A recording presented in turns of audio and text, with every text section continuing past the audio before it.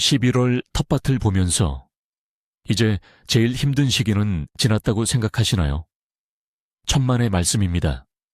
바로 지금 겨울철 비타민 비축량의 운명이 결정됩니다.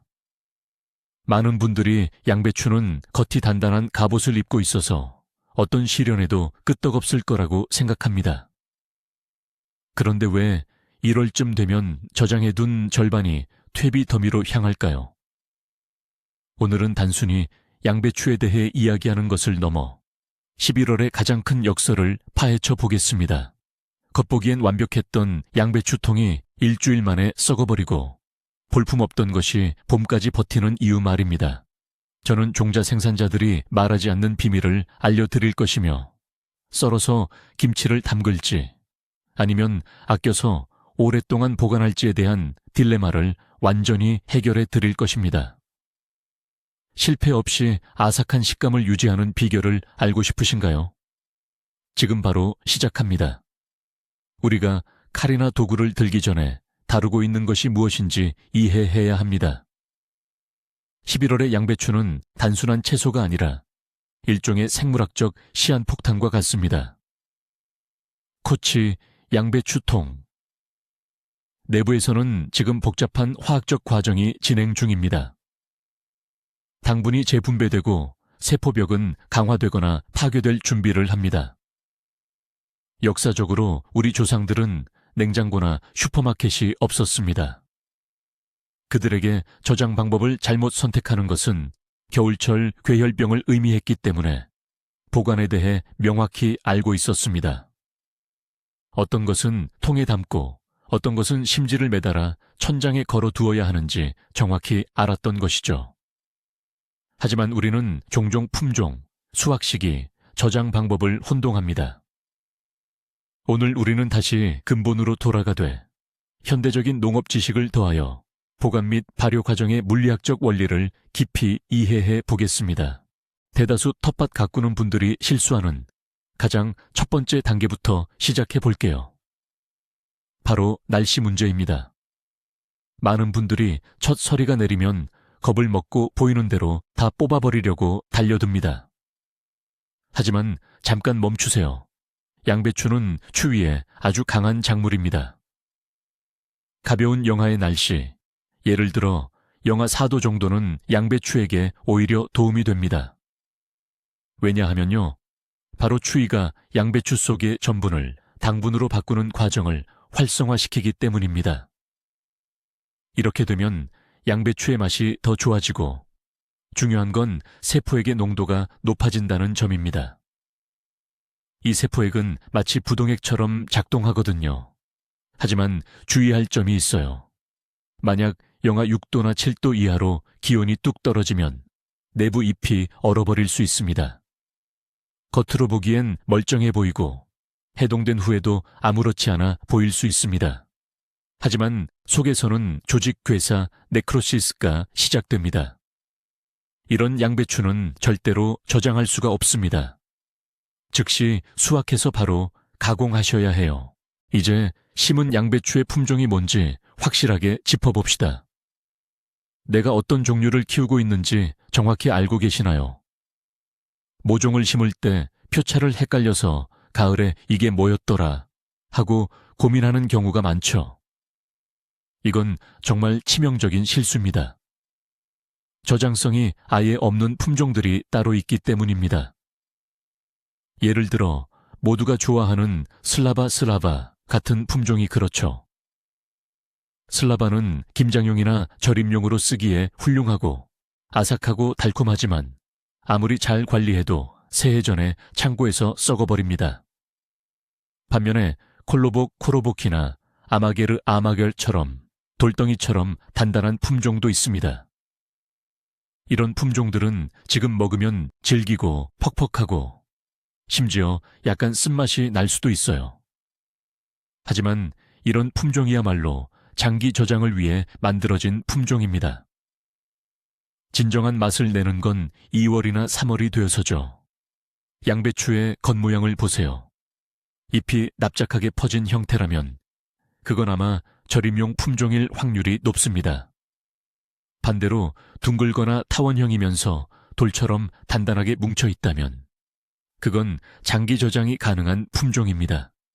이제 환자들을 살펴볼 차례입니다. 여러분이 진료하는 의사라고 생각하시면 됩니다. 각 양배추통을 사방에서 꼼꼼히 살펴야 합니다. 숨겨진 위협을 찾아내세요. 가장 위험한 것은 겉잎에 있는 달팽이 구멍이 아닙니다. 그건 떼어내면 그만이니까요. 정말 심각한 문제는 미세한 균열, 실금이나 줄기 밑동 부분에 있는 잿빛 곰팡이의 흔적입니다. 만약 옅은 회색의 솜털 같은 것이 보이거나 희미하게라도 곰팡이 냄새가 난다면 그 양배추는 공동 저장고에 둘 자격이 없습니다. 곰팡이 포자가 순식간에 퍼져나갈 겁니다. 또 다른 적은 양배추 깊숙한 곳에 숨어있는 애벌레입니다. 이 애벌레들은 저장고에서 잠들지 않습니다. 명심하세요. 이들은 계속해서 잔치를 벌이며 통로를 파고 배설물로 양배추를 오염시킬 것이고 결국 내부에서부터 썩게 만듭니다. 이런 양배추는 손상된 부분을 도려내고 바로 채 썰어 사용하는 것이 가장 좋습니다. 인터넷에서 늘 논란이 되는 질문이죠.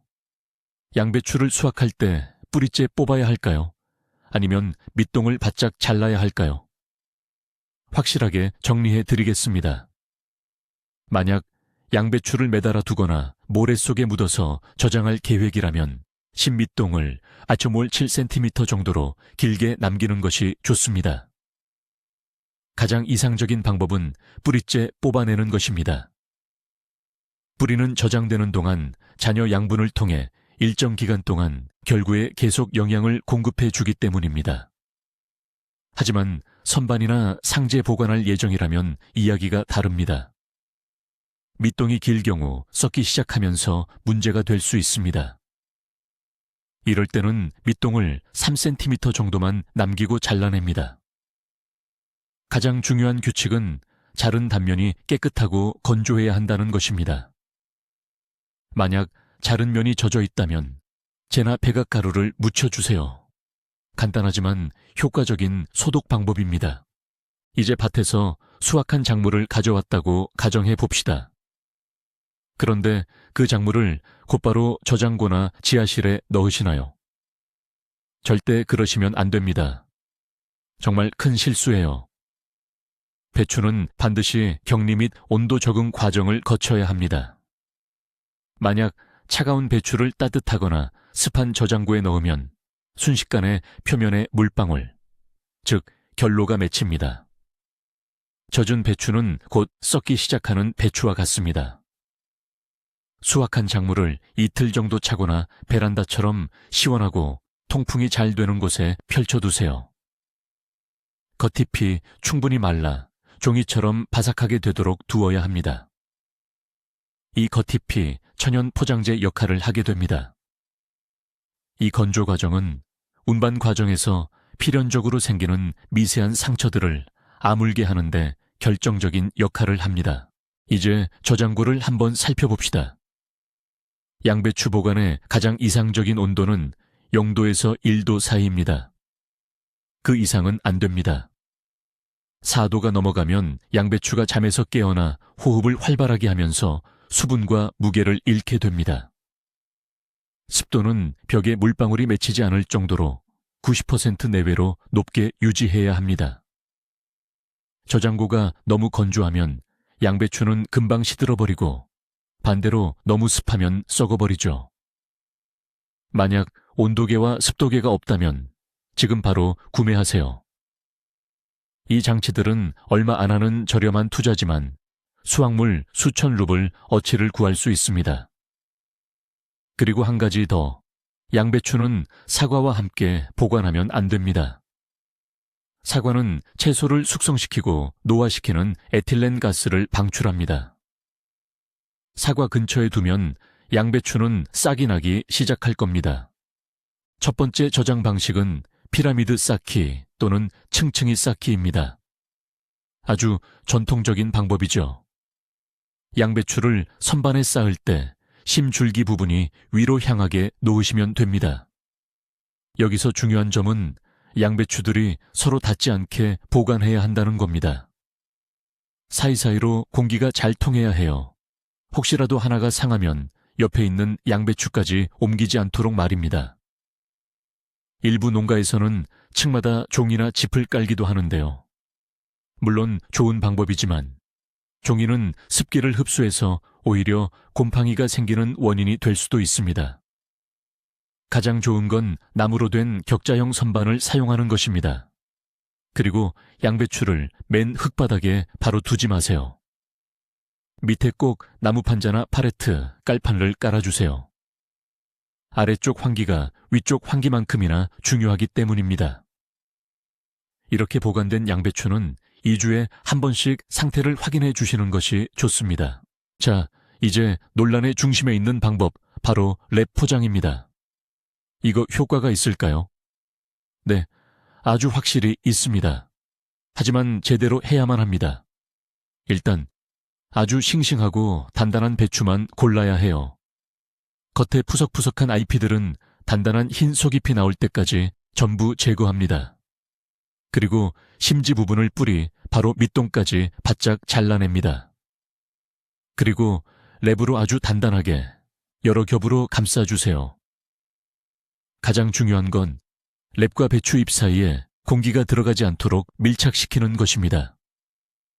랩은 배추 내부에 이산화탄소 농도가 높은 밀폐된 환경을 만들고 이 환경이 채소를 보존해주는 역할을 합니다.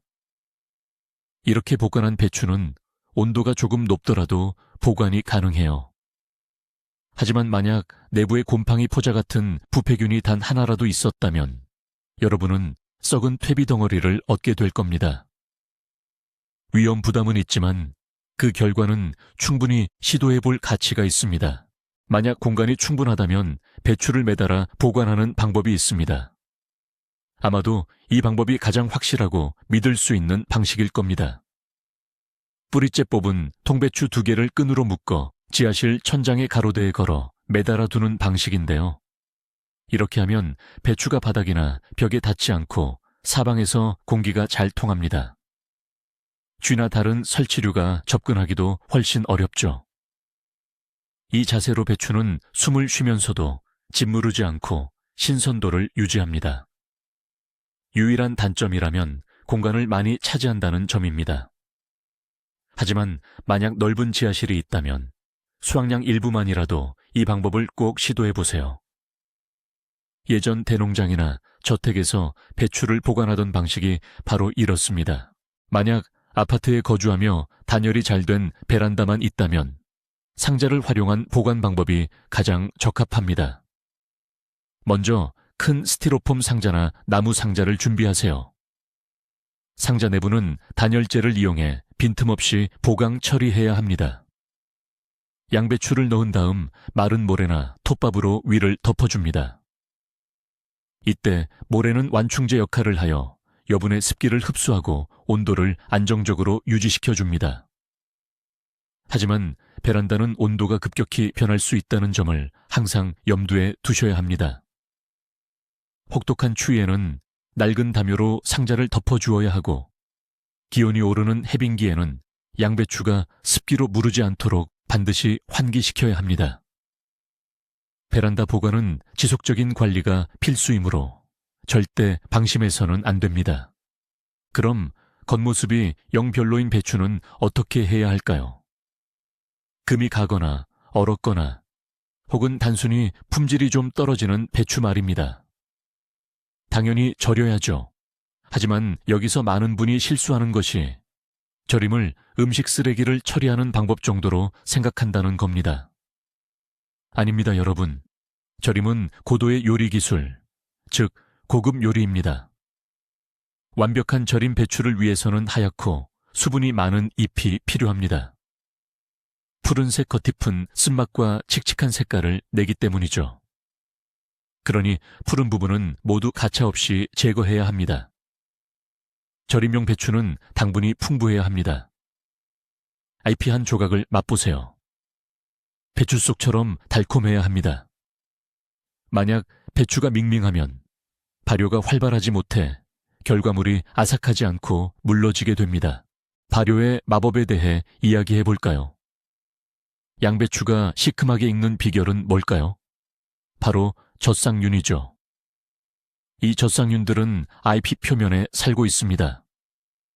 우리가 할 일은 이 균들에게 최적의 환경, 즉 천국 같은 환경을 만들어주는 것입니다. 필요한 건 초기의 따뜻한 온도, 산소 차단, 그리고 당분 형태의 영양분입니다. 여기서 소금은 조절제 역할을 담당합니다. 소금은 채소의 수분을 빼내어 발효액을 만들고 유익균이 충분히 힘을 얻을 때까지 해로운 병원균의 성장을 억제하는 역할을 하죠. 만약 소금이 부족하면 양배추가 물러지고 끈적거리게 됩니다. 반대로 너무 많으면 발효 자체가 지연되고 맛이 너무 강하게 납니다. 그러니 이제 눈대중으로 소금을 넣는 방식은 잊으셔야 합니다. 아삭함을 보장하는 황금 배합 비율을 알려드릴게요. 차에 썬 양배추 1kg당 소금은 정확히 10기입니다. 밥숟가락이나 한 줌이 아니라 반드시 주방 저울로 측정한 합기여야 합니다. 주방 저울을 구입하세요. 이 작은 투자가 여러분의 요리 인생을 바꿔놓을 겁니다. 소금은 반드시 일반적인 굵은 소금, 즉 천일염을 사용해야 합니다. 절대 요오드 소금이나 고운 입자의 맛소금 같은 건 쓰시면 안 됩니다. 요오드는 박테리아를 죽여서 양배추를 물렁물렁한 걸레처럼 만들어버립니다. 오직 순수한 염화나트륨만을 사용해야 합니다. 양배추는 채 썬 상태에서 무게를 재고 소금을 넣은 뒤 손으로 버무려 주세요. 다만 여기서 너무 힘주면 안 됩니다. 양배추가 으깨져서 수세미처럼 되는 것이 아니라 적당히 수분을 내놓도록 하는 것이 목적입니다. 이제 부재료 이야기를 해볼게요. 가장 기본이 되는 클래식한 재료는 당근입니다. 하지만 너무 많이 넣지는 마세요. 당근에도 당분이 있기 때문에 과하게 넣으면 절임물이 주황색으로 변하고 전체 맛도 달라질 수 있습니다. 가장 적절한 양은 양배추 무게의 3에서 4%입니다. 좀 더 특별한 풍미, 그러니까 피칸트함을 원하시나요? 딜시나 캐러웨이 씨앗을 추가해보세요. 겨울철의 상큼한 맛을 더하고 싶다면 크랜베리나 링곤베리를 한 줌 넣어보세요. 심지어는 신맛이 강한 사과를 조각내서 넣는 분들도 계십니다. 이 모든 것이 훌륭한 부재료이지만 꼭 기억하세요. 기본은 바로 양배추입니다. 부재료들이 주재료의 맛을 압도해서는 안 됩니다. 그리고 맛의 균형을 위해 모든 재료를 골고루 섞어서 통이나 병마다 맛이 일정하도록 해주세요. 발효할 때는 꼭 보름달이 차오르는 시기나 소위 남성 요일에 맞춰야 한다는 미신이 굉장히 흔합니다. 솔직히 말해서 박테리아는 달이 어디에 있든 전혀 신경 쓰지 않습니다. 그들에게 중요한 건 오직 온도입니다. 발효를 시작하기 위한 최적 온도는 섭씨 18도에서 22도 사이입니다. 통이나 병을 부엌에 두되 난방기 바로 옆은 피하세요. 너무 뜨거우면 박테리아 활동이 지나치게 빨라져서 채소가 이틀 만에 과발효되어 씌어집니다. 반대로 너무 추우면 발효 과정 자체가 시작되지 않아 내용물이 상해버립니다. 음력 달력은 심리적 안정감을 위해 사용하셔도 좋지만 온도계가 훨씬 더 믿을만합니다. 많은 분들이 귀찮아서 건너뛰는 중요한 단계가 바로 가스빼기입니다. 발효가 진행되면서 이산화탄소와 함께 냄새가 고약한 황화수소 같은 가스가 생성됩니다. 이 가스가 배추나 채소 안에 그대로 갇혀 있으면 나중에 쓴맛이 나게 됩니다. 그래서 하루에 2번 긴 나무젓가락이나 칼을 이용해서 밑바닥까지 닿도록 채소를 여러 군데 찔러 주어야 합니다. 이때 뽀글뽀글 기포가 올라오는 것을 볼 수 있습니다. 이게 바로 채소가 숨을 쉬는 과정입니다. 이 작업은 활발하게 거품이 생기는 동안 계속 해줘야 하는데요. 보통 3일에서 4일 정도 걸립니다. 국물이 맑아지고 거품이 완전히 가라앉으면 발효 과정이 끝났다고 보시면 됩니다. 발효액, 국물, 이 충분히 나오지 않았다면 어떻게 해야 할까요? 양배추 자체의 수분이 적을 때 이런 일이 생기곤 합니다. 절대로 양배추 윗부분이 마르게 두어서는 안 됩니다. 소금물에 잠기지 않은 부분은 틀림없이 곰팡이가 피거나 썩게 되니까요. 이럴 때는 직접 소금물을 만들어 주세요. 끓인 물 1리터에 소금 한 큰술을 넣고 잘 녹인 다음 식혀서 부족한 만큼 부어주시면 됩니다. 그 위에는 반드시 누름돌, 추이 필요합니다. 접시를 깔고 그 위에 물이 든 유리병이나 깨끗한 돌을 올려 무게를 가해주세요. 누름돌은 양배추를 눌러 공기를 빼내고 액체 속에 완전히 잠겨 있도록 만드는 역할을 합니다. 이것이 바로 혐기성 박테리아가 제대로 작용할 수 있도록 보장하는 방법입니다. 사워크라우트의 활발한 발효가 끝나면 즉시 차가운 곳으로 옮겨야 합니다. 우리의 목표는 발효 과정을 멈춰서 양배추가 너무 시큼해지는 것을 방지하는 것입니다. 완성된 사워크라우트의 적정 보관 온도는 0도에서 2도 사이입니다. 냉장고나 지하 저장고 혹은 추운 베란다에 두는 것이 가장 좋습니다. 너무 심한 영하의 온도에서는 얼어버릴 수 있습니다. 이 경우 해동시 아삭한 식감은 일부 잃겠지만 맛과 영양분은 그대로 보존됩니다. 하지만 따뜻한 곳에 보관하면 금방 물러지고 맛이 없어집니다. 결론적으로 이 절임 양배추는 온도 변화 관리가 필수적인 상당히 까다로운 식품이라고 할 수 있습니다. 자, 비상 상황을 한번 가정해 봅시다. 한겨울에 저장고에 내려갔는데 보관했던 양배추통이 썩기 시작한 걸 발견했다고 해보죠. 당황하지 마세요. 이게 수확물 전체를 망치는 건 아닙니다. 썩은 잎은 건강하고 하얀 속살이 나올 때까지 모두 벗겨내세요. 네, 양배추 크기가 작아지긴 하겠지만 남은 부분은 충분히 살릴 수 있습니다. 이렇게 손질한 양배추는 수프나 찌개, 고기소를 채운 롤 요리, 골룹치에 쓰세요. 아니면 모든 재료를 미리 섞은 게으른 골룹치 형태로 만들어 반조리 식품처럼 냉동 보관하셔도 좋습니다. 가장 중요한 점은 다른 채소에 감염이 퍼지지 않도록 이 감염의 근원을 저장고에서 즉시 제거하는 것입니다.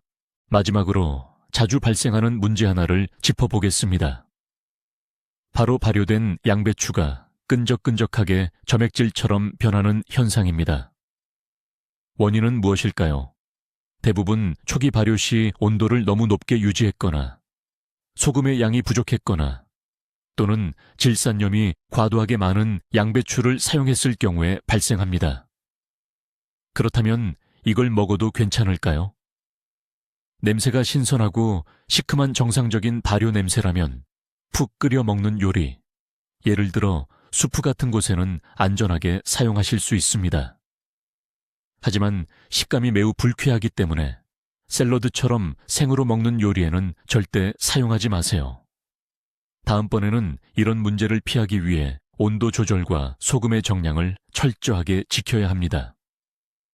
발효는 결국 순수한 화학작용이며 아주 정확한 관리가 필요하다는 것을 기억하세요. 친구 여러분, 11월의 양배추는 단순한 채소가 아니라 하나의 큰 프로젝트입니다. 우리가 알아낸 것처럼 저장할 때는 늦게 수확하는 품종 중에서 건강한 통만 골라야 하고 조금이라도 의심스러운 것은 주저없이 절임이나 가공에 사용해야 합니다. 소금 20g, 김치를 담글 때 필요한 온도 쇼크, 그리고 저장고의 환기. 이 세 가지를 꼭 기억하세요. 이 간단한 규칙들을 잘 지키시면 다음 봄이 올 때까지 여러분의 식탁에는 아삭아삭한 샐러드와 깊은 맛의 국이 끊이지 않을 것입니다. 이것은 마법이 아니라 생물학적 지식과 약간의 인내심의 결과입니다. 끝까지 시청해 주셔서 정말 감사합니다. 이제 여러분의 수확물을 망치는 실수는 하지 않으시리라 믿습니다. 채널 구독과 알림 설정, 그리고 이 영상의 좋아요 누르는 것도 잊지 마세요. 마지막으로 여러분께 질문 하나 드릴게요. 여러분은 절인 양배추에 어떤 가장 특이한 재료를 추가해 보셨나요?